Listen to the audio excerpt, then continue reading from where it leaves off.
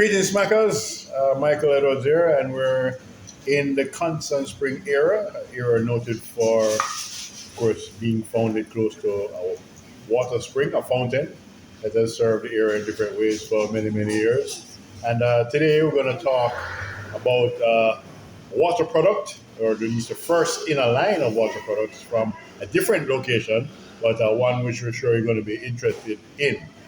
With me today is the founder and CEO. We're on much longer terms than that, but shh, don't tell anybody.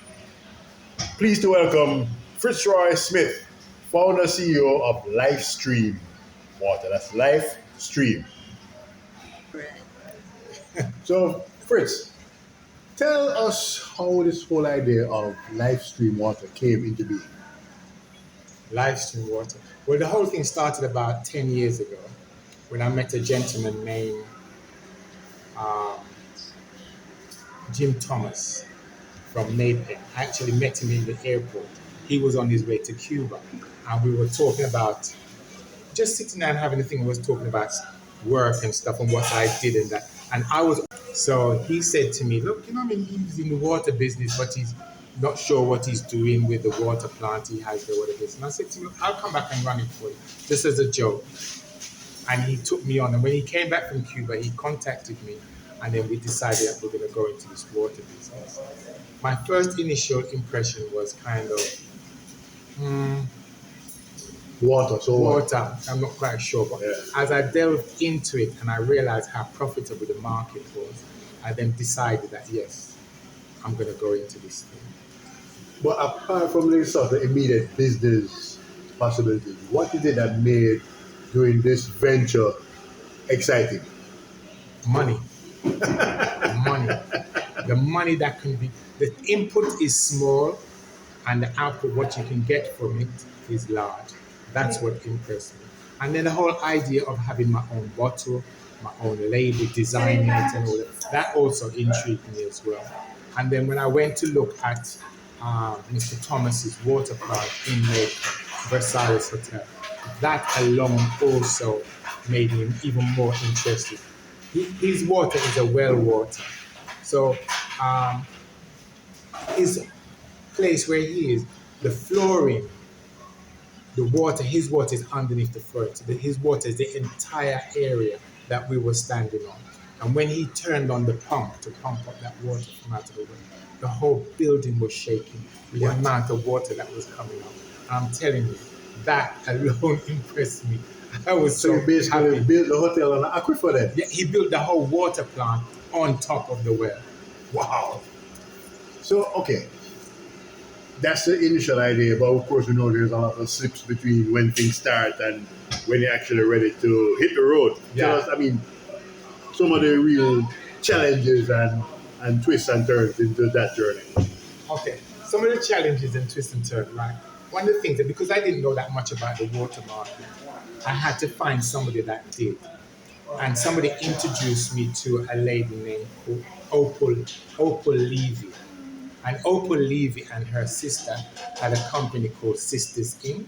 Yep. And they did things, some kind of marketing and I don't know exactly Business what they consultant. did. Business consulting and all of it. And I met with her, and her enthusiasm about my idea, you would have thought it was her idea, how enthusiastic she was about the whole thing. And then she was talking to me about, yes, we could do this, we could do that, we could get this, we could go here, whatever. She had pen and paper out ready to write notes. And I thought, this woman is keen. Right, so you're telling us about Yeah, Opal so- Levy's so- business help. Yeah, so I met with Opal Levy and her sister, and we were talking about the water and my ideas and stuff like that. But her enthusiasm about the whole thing is what kind of interested me even more in it, to know that somebody has taken on my idea and running with it. And then she loved the idea of the 100% spring water and the bottle shape and all that. But at that time, it was just early days, so I didn't really have much of a name that I wanted, and I didn't have a design or anything like that. All we basically was doing was trying to get the thing going. And then, when I told her about Jim Thomas, she met with Jim Thomas, she called him.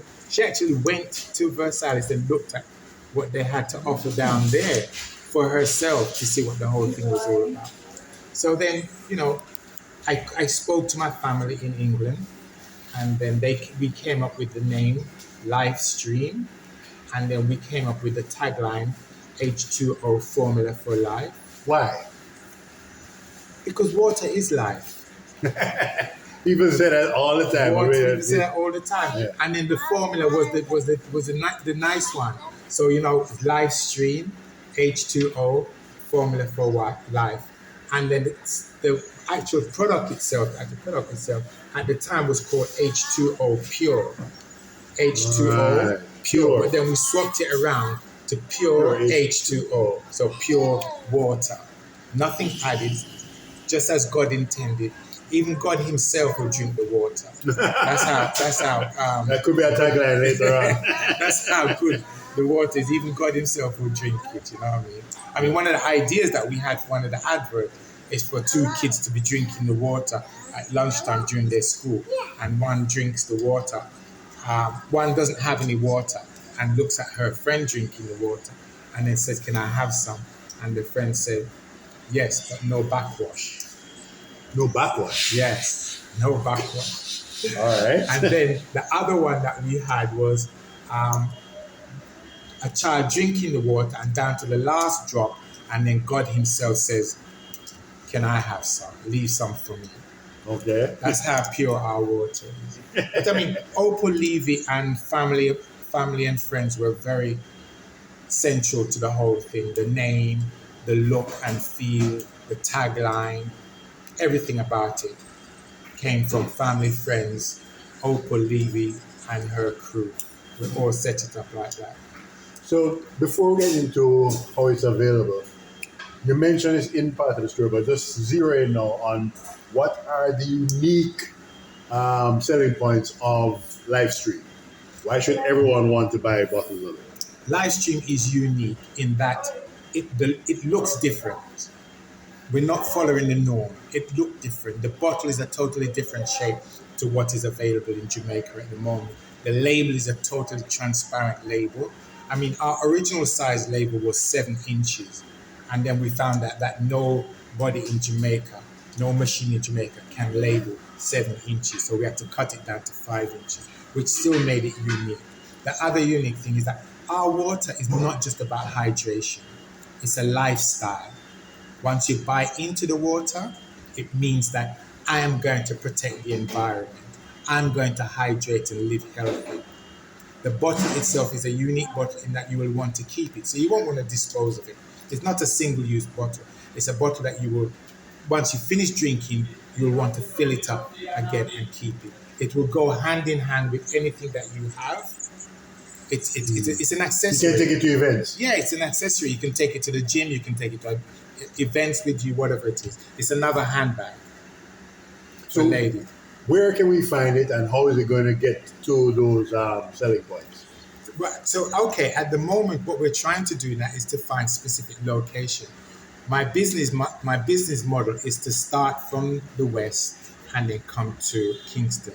So we're looking at making a splash in Negril, Westmoreland side, and then slowly making our way to here. We've been looking at General Foods, country store in Negril, which we've spoken to them, and they're willing to have a look at the bottle and carry. We've also spoken to General Foods in Kingston. We've also spoken to Lesutian in order to get it into that group of there. And then we've also spoken to other small stores in Savlama who are also willing to carry. This is a high-end bottle, so we're not competing with water. Obviously, you can't compete with water. So what we're trying to do is to aim for a higher end of the market. That's why the bottle is so different and so unique. And that's why we're going with 100% water. It's not purified water, it's 100% water, as God intended. It comes out of the ground, and that's when we touch it. So we're not digging for it. We're not going down there. We're not running through anything down there. We wait for the water to come naturally to the surface of the ground, and then we tap into it. Are you looking at the tourism sector any at all? Because I mean, if you have this kind of product, I'm sure people come to a lot of those hotels out west may want to experience the water. Definitely, definitely. We're not adverse to, as far as I'm concerned, anybody can drink the water or anybody can buy the water. It's available to Jamaicans. It's available to the tourist industry, right? Anybody wants the bottle can, anybody wants the water can buy the water. It's that kind of, it's available to the market. And then you're looking basically at that as a flagship product. Are there going to be other products that you will bring to market in due course? Yes, we're obviously thinking of bringing other types of things to the market. So we're Yes. always trying to bring other things to the market. We're trying to bring our own local energy drink to the market. We're also trying to bring, I wouldn't say a medicated vitamin water to the market. So it's not a replacement for healthy eating and for taking your medication or whatever it is. But with our water, our vitamin water, it will carry the naturally daily recommended dosage of supplements for the body. So if for some reason you have a child who's a picky eater, or you're a busy person on a busy day, you just can't get to nail down and sit down and have a proper meal or whatever it is, you can just drink the water knowing that you're fully covered by the recommendation for the daily dose for that day. Now we know this water business, I mean, getting a new product to market is a time consuming exercise. I mean, and we know you're occupied otherwise with a number of other projects. Are you seeing yourself move into this sphere more in the next, 6 months or something like that? Or is it something that you kind of going to continue to do alongside the other ventures? Obviously, it all depends on how the market takes off. And I'm hoping it will take off in a big way. So I'm hoping that this will be my main work, Occupation. my main occupation. I enjoy the water business. It is a very profitable market to get into. But there are limitations in Jamaica in that the industry in Jamaica is not as modern as, say, China or as the Or the UK, US yeah. or the UK. Some of the things that you think you would naturally find here in terms of helping the bottle, the size labels, something that read transparent labels as easy as it is, some the filler that fills the type of bottles that we have as easy as it is not readily available. I think most people have gravitated to this to the traditional bottle used in Jamaica, and nobody seems to want to move away from that. I don't want to be that person. I want to make a difference in the market. I want to make a splash. I suspect that you will. Fritz, thanks so much. We're going to see live stream. Get out there and remember, it's not just hydration, it's a lifestyle. Look out for it.